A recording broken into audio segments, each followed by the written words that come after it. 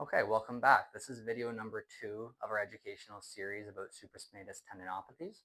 Today we're going to be talking about what we would find during an objective assessment. So the objective assessment is when we actually do movements and testing on the shoulder, and we look at what reproduces pain and or our patient's symptoms. So the first thing that we usually do during an objective assessment is we look at the patient's active range of motion. So if we're looking at the active range of motion of a patient, we're having them move their arm through ranges and just looking at how far they can move it, how well they can move it, and if it causes pain. So with this, we'd expect to see some pain as they raise their arm up and out to the side, particularly between 90 degrees and 120 degrees, where there might be some pinching or impingement of that tendon in the shoulder. We might also see the same finding for forward flexion, where between 90 and 120 they get some pinching and pain, and otherwise there might be some limitations in end ranges of both of those movements due to altered mechanics of the shoulder and shoulder blade.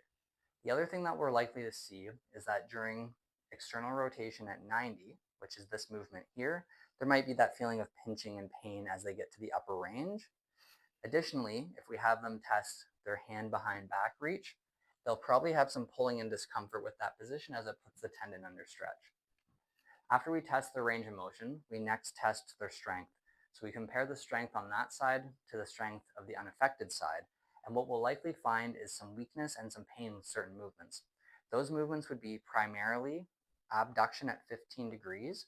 In this position, the supraspinatus muscle and tendon is the dominant mover of the arm through that range. So if we test the resisted strength in that position, they're likely to have some pain and weakness. Additionally, if we test abduction at 90 degrees with either a full can or empty can test, we're likely to see weakness and pain there as well. Finally, when we test external rotation at 90, we're likely to see some pain and weakness as well, as supraspinatus is fairly active during that movement. And some additional findings we might also see during the objective assessment would be some weakness with external rotation and or some alterations of the shoulder blade upward rotation during some of these movements, which might be some of the causes of their impingement.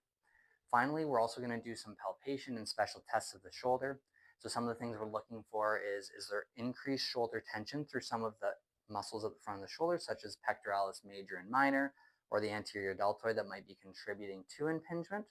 Additionally, we're probably going to see some tenderness on palpation through that tendon where it inserts into the greater tuberosity of the shoulder at the superior portion here.